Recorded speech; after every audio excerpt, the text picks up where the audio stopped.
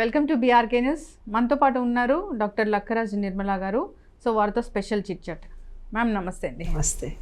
ఆధ్యాత్మిక విషయాలు చెప్తారు, మోటివేషనల్ స్పీచెస్ ఇస్తారు, సో ఫ్యామిలీ కౌన్సిలింగ్ చేస్తారు, ఫ్యామిలీస్ని కలుపుతూ ఉంటారు. ఇవన్నీ యోగా టీచర్ని, మెడిటేషన్, యోగా వాళ్ళందరికీ ట్రైనింగ్ ఇస్తాను. రాందేది లేదు, భగవంతుడు నాకు అన్నీ ఇచ్చాడు, అవే సమాజానికి ఇస్తూ బ్రతుకుతున్నాను. రిటర్న్ గిఫ్ట్ ఇవ్వాలిగా మనం. అవును, కాబట్టి ఆయనకు మనం ఈ విశ్వానికి మళ్ళీ తిరిగి ఇవ్వాలి, అదే జీవితం. అందుకే ఒకటి చెప్పడానికి లేదు, చాలా ఉన్నాయి డిగ్రీస్. అయితే మ్యామ్ జనరల్గా మీరు చూసే ఉంటారు, ఇప్పుడు ఇంత లైఫ్ ఇంత అనుభవంలో ఇప్పుడు మహిళ ఆ శక్తిని మనం అసలు మెజర్ చేయలేము. ఎంత ఎత్తుకనే ఎదిగిపోతూ ఉంటుంది, ఆకాశమే హద్దుగా తను వెళ్తూ ఉంటుంది. అయితే ఆ మహిళను తక్కువ చేయాలి అంటే ఒకటే ఒక అస్త్రం, క్యారెక్టర్ బాగాలేదు. అంటే రీసెంట్గా నాకు ఒక ఫోన్ వచ్చింది, దాంట్లో ఆవిడ ఏడుస్తూ చెప్తున్నారు అన్నమాట. పెద్ద ఆవిడే, నేను చాలా మంచి పొజిషన్లో ఉన్నాను, ఒక 45 ఏళ్ళు అలా ఉంటాయి, ఇలా నన్ను అన్నారు, నా క్యారెక్టర్ గురించి మాట్లాడారు. ఇంకా ఒక అమ్మాయిని బాధ పెట్టాలంటే ఇది ఒకటే కదా అస్త్రము, ఇంకా అంతకుమించి ఏం అనలేరు కదా అని. అసలు అంత బాధలో కూడా ఎంత చక్కగా చెప్పారని అనిపించింది. ఏం చెప్తారమ్మా అసలు? ఇప్పుడు భార్యాభర్తలు విడిపోతూ నా దగ్గరికి వచ్చే కేసులన్నీ ఇవే ఉన్నాయమ్మా. 45 ఏళ్ల నుంచి చూస్తున్నాను. ఆమె క్యారెక్టర్ మంచిది కదమ్మా, ఈజీగా చెప్పేస్తాను. అవును. ఒక ఫ్యామిలీ గురించి నేను చెప్తాను, నా అనుభవంలో జరిగిన అనుభవాన్ని మీతో షేర్ చేసుకుంటాను. ఒక అబ్బాయి వచ్చాడు, ఆమె క్యారెక్టర్ పెళ్ళయింది, కొత్తగా పెళ్ళయింది. ఆ అబ్బాయి ఆ అమ్మాయి ఇద్దరు గొడవలు పడిన తర్వాత ఆ అబ్బాయి వాళ్ళ పేరెంట్స్ తీసుకొని వచ్చారు. మహిళా లీగల్ కౌన్సిలింగ్ చేస్తారు కదా మేడం అన్న. అవునన్నా చేస్తాను, తీసుకొని రా అన్నాను. వాళ్ళిద్దరూ అత్త మామ చెప్పడం నాకు, 7 గంటలకు 8 గంటలకు లేస్తుందమ్మా, అసలు ఏదో ఆఫీస్లో ఉద్యోగం చేస్తున్నాను, ఎంత గర్వము, నేను టేబుల్ మీద వంట చేసి పెడితే తింటుంది, అంతేగాని ఏం పట్టించుకోదు. మళ్ళీ అంటేనేమో తనకు రెస్పాన్సిబిలిటీ ఉన్నట్టుగా ఏం పట్టించుకోదు, ఏం చేయదు పిల్ల అంటే, సరేలే అని వాళ్ళిద్దరు ఏవో నెగిటివ్ భావాలు చెప్పారు. వాళ్ళ ఎక్స్పెక్టేషన్ వేరు, ఆ అమ్మాయి ఎక్స్పెక్టేషన్ వేరు అని అనుకున్నాను. తర్వాత అబ్బాయిని పిలిచాను, వాళ్ళిద్దరిని బయటికి పంపించేసి ఆయనని అడిగాను, ఏరా నాన్న ఏంటి? లేదమ్మా, ఆమె క్యారెక్టర్ గురించి నేను బాగా ఎంక్వైరీ చేసిన. మరి పెళ్ళికి ముందు ఎంక్వైరీ చేయకుండా పెళ్ళి అయినాక ఎందుకు ఎంక్వైరీ చేశారు అని అడిగాను నేను. పెళ్ళికి ముందు కూడా నువ్వు ఎంక్వైరీ చేయొచ్చు కదా, మరి పెళ్ళైనాక ఎందుకురా నువ్వు ఎంక్వైరీ చేసావు అని అడిగాను. అంటే నాకు ఎందుకో అప్పుడే అనుమానం వచ్చిందమ్మా, ఆమె మాట తీరు. వీళ్ళేమో పక్క తెలంగాణ వాళ్ళు, ఆ పిల్ల ఆంధ్ర అమ్మాయి. ఆంధ్ర వాళ్ళకి తెలంగాణ వాళ్ళకి యాసలో భాషలో తేడా ఉంటుంది. అప్పుడు నేను ఆ అబ్బాయిని వాళ్ళ అత్త మామను అందరిని పిలిచి చెప్పానమాట, ఇంకా అమ్మాయితో నేను మాట్లాడాలి. ఏందో నాన్న మీరేం చెప్తున్నారంటే, వెనకటికేదో పాత సినిమాలు వస్తుండే, సావిత్రి అత్తగారింటికి పోతుండే, తెల్లవారుదామని లేస్తుండే, కడిగినంత ముత్తైదు ముగ్గేసుకుని తల స్నానం చేసి దేవుడు దీపం పెట్టి ముగ్గేసి అట్లా ఊహించుకుంటున్నారు మీరు. ఆడపిల్లలంటే ఉద్యోగాలు చేస్తున్నారు, హ్యాపీగా ఒకతే కూతురు, అది సంతోషంగా, వేరే నేటివిటీని, వాళ్ళ వంటలు వేరు, వాళ్ళ మాటలు వేరు, యాస వేరు, భాష వేరు. అట్లాంటిది నువ్వు ఆమె క్యారెక్టరే బాగలేదు. ఆంధ్ర వాళ్ళు కలివిడిగా ఉంటారు, కాస్త ఎడ్యుకేటెడ్గా ఉంటారు, మన తెలంగాణ వాళ్ళలాగా ఉండరు, అట్లా ఏదన్నా అయ్యి ఉండొచ్చు నాన్న అని అన్న.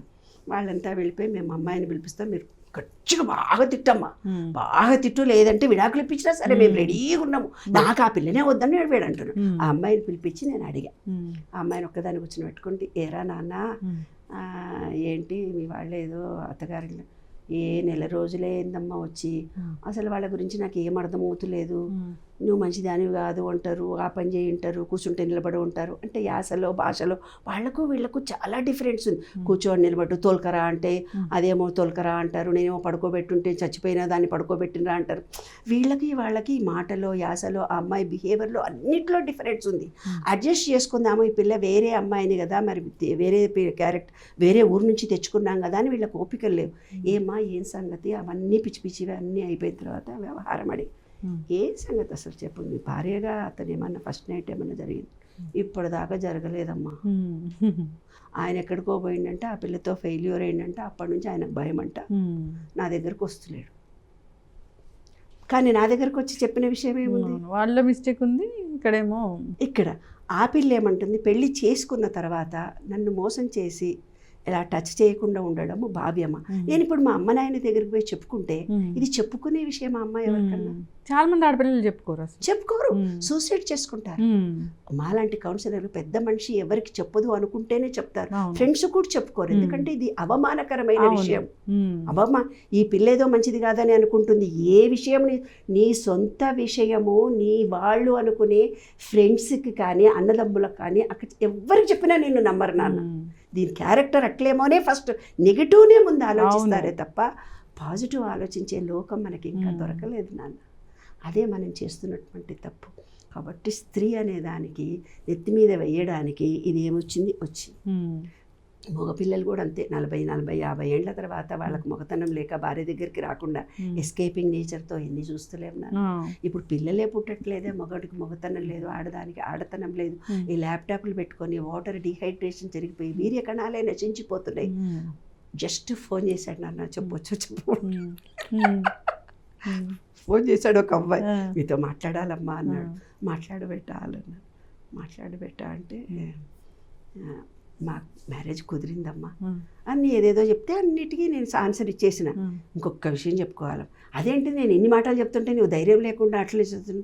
కాదమ్మా అంటే చెప్పు బెట్ట అసలు ఏం సంగతి. నేను పెళ్లి చేసుకోవాలనుకున్నా, పెళ్లికి ముందు ఒక అమ్మాయి దగ్గరికి వెళ్ళాను. ఫస్ట్ ఈ అమ్మాయిని రమ్మన్నాను, మన ఇద్దరం చేసుకొని చూద్దాము, మన ఇద్దరికి నచ్చితే గనక పెళ్లి చేసుకుందాము అని అనుకున్నాము. అంటే నేను ఎందుకు వెళ్ళినా తెలుసా అమ్మా, అందుకోసం వెళ్ళలే, నా సామర్థ్యా కాదా తెలుసుకుంటేందుకు వెళ్ళాను. కానీ అమ్మాయి దగ్గర ఫెయిల్ అయ్యానమ్మా, నాకు ఇప్పుడు భయం అవుతుంది, నేను అసలు పెళ్లి చేసుకోను, నేను పెళ్లి చేసుకోనమ్మా, ప్లీజ్ అమ్మా. నాకు ఇంట్లోకి వెళ్ళాలంటే భయం అవుతుంది, మా అమ్మని చూడాలంటే భయం అవుతుంది, ఎవరికైనా చెప్పుకోవాలంటే భయం అవుతుంది, పెళ్లి క్యాన్సిల్ చేసుకోవాలంటే భయము, నేను చచ్చిపోవాలా అమ్మా అంటున్నాడు పిచ్చోడు పాపం. పిచ్చి వేదవా, ఒక్క సంఘటనలో ఒక సిచ్యుయేషన్లో ఫెయిల్ అయితే ఫెయిల్యూర్ కాదురా అది. జీవితం అనేది, కుటుంబ వ్యవస్థ అనేది వెనకటి నుంచి మనకి వాళ్ళు పెట్టారంటే దాని వెనుక ఒక రహస్యం లాంటిది ఉంటుంది. నీవు ఫెయిల్యూర్ అయినావని చిన్న సంఘటనతో నీలో నీవు న్యూనతాభావంతో ఆ పిల్ల మంచిది కాదు క్యారెక్టర్ అనే రేపు చెప్పి నువ్వు వెళ్ళిపోయి ఇంకో పెళ్లి చేసుకుంటావు, అంతే కదా. అవును, రీజన్ ఏం చెప్పరు, మొగాళ్ళు చెప్పే రీజను, అత్తగారు చెప్పే రీజన్, ఆ పిల్ల క్యారెక్టర్ మంచిది కాదు, ఈజీ పదం అది. ఆమె క్యారెక్టర్ తెలుసా, ఏదో ఉండిందంటలే అట్లా చెప్పుకుంటా. కాబట్టి నాన్న, జీవిత లోతుల్లో ఒక సంఘటన జరిగింది మనిషి జీవితంలో అంటే కార్యకారణం లేకుండా మన జీవితంలో ఏది జరగదు.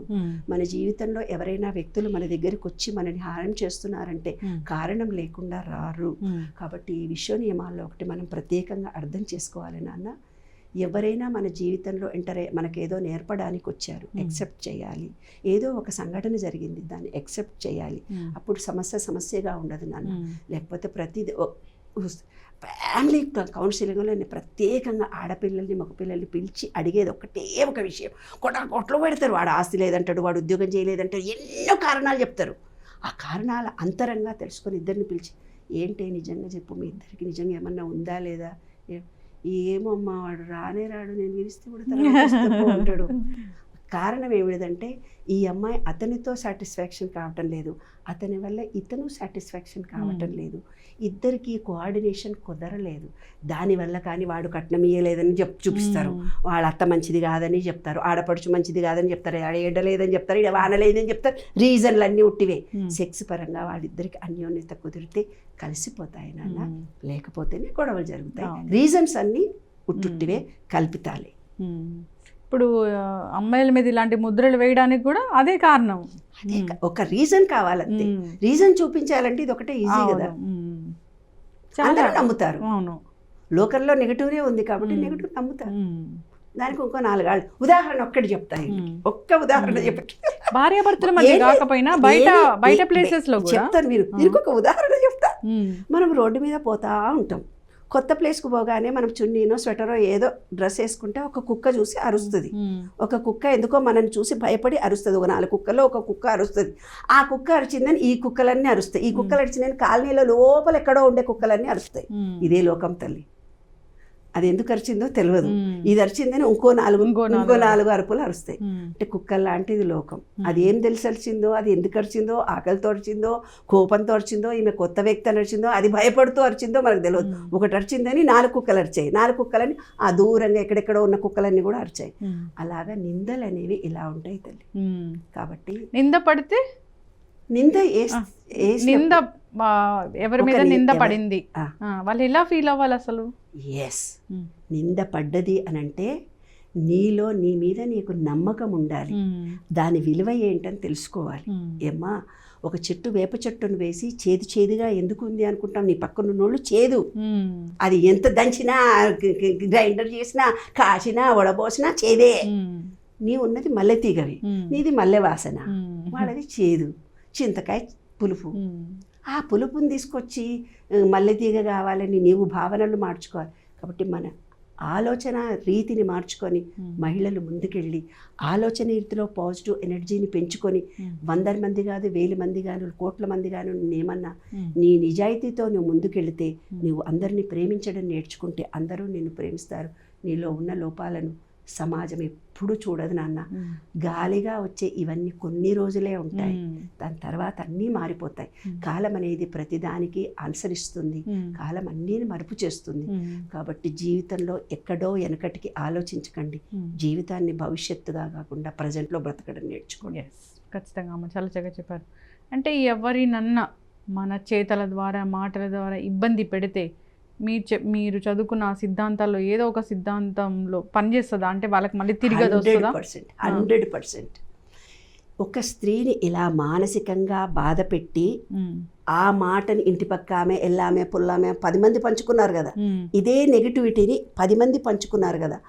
అప్పుడు ఏమవుతుందంటే, ఎవరైతే బాధ పెట్టిన అత్తనో భర్తనో ఎవరో XYZ ఆఫీసరో అక్కనో చెల్లో ఎవరైతే బాధ పెట్టారో వాళ్ళు నెక్స్ట్ జన్మలో ఎప్పుడు మానసికంగా బాధపడుతూనే ఉంటారు. అంత బాగానే ఉన్నా నా మనసు బాగలేదండి, అన్నీ ఉన్నాయి నాకు అంటారు.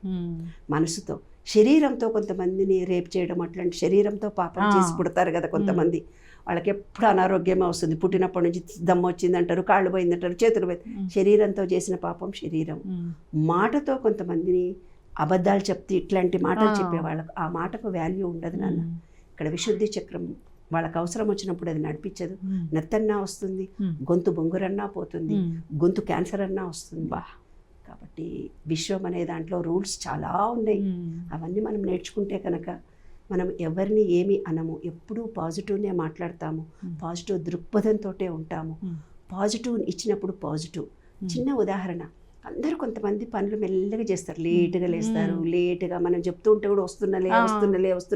వాళ్ళ జీవితంలో పెళ్ళి లేట్ అవుతాయి, పిల్లలు లేట్ అవుతుంది, వాళ్ళకు ఉద్యోగాలు లేట్ అవుతుంది, వాళ్ళు ఎక్కడికన్నా ఏదైనా పని మీద పోతే వాళ్ళకన్నీ లేట్ జరుగుతాయి. ఈ విశ్వంలో మనం ఏది ఇస్తామో అదే తిరిగిస్తుంది నాన్న. మన అటిట్యూడ్ నెగిటివ్నే ఇస్తే వాళ్ళ జీవితం అంతా నెగిటివ్నే వస్తుంది. ఒకళ్ళని విమర్శిస్తూనే ఉంటారు. కూర్చున్నామని విమర్శిస్తారు, పప్పుల వాడిని విమర్శిస్తారు, ఎదురింటి వాళ్ళని విమర్శిస్తారు. ఆయన జీవితంలో కూడా అందరూ విమర్శిస్తూనే ఉంటారు, అతన్ని ఎవ్వరూ ప్రేమించరు. ఇది జీవిత సత్యం. ఎస్, ఖచ్చితంగా అమ్మ, చాలా చక్కటి ఇన్ఫర్మేషన్. మీతో సిరీస్ అనేది కంటిన్యూ చేద్దామమ్మా. సో మీరు చెప్పిన మాటలు అందరూ ఫాలో అవ్వాలని కోరుకున్నాం. ఎవరైనా కానీ ఇలాంటి సిచ్యువేషన్ ఫేస్ చేస్తున్నట్లయితే దిగులు పడకుండా ఉండాలి, ధైర్యం తెచ్చుకోండి, మీ మీద మీరు ప్రేమ పెంచుకోండి, మీ మీద మీరు గౌరవం పెంచుకోండి, మిమ్మల్ని మీరు నమ్ముకోండి, మీలో ఉండే శక్తిని మేలుకొల్పండి. మీరు కూర్చున్న చోట మీకు ఏం కావాలంటే అవి విశ్వం ఇవ్వడానికి రెడీగా ఉంది. చాలా చక్కటి మాటలమ్మా. అంటే చాలామంది బాధపడే వాళ్ళకి ధైర్యాన్ని ఇస్తున్నట్లుగా అనిపిస్తుంది. చక్కటి ఇన్ఫర్మేషన్. ధన్యవాదాలు.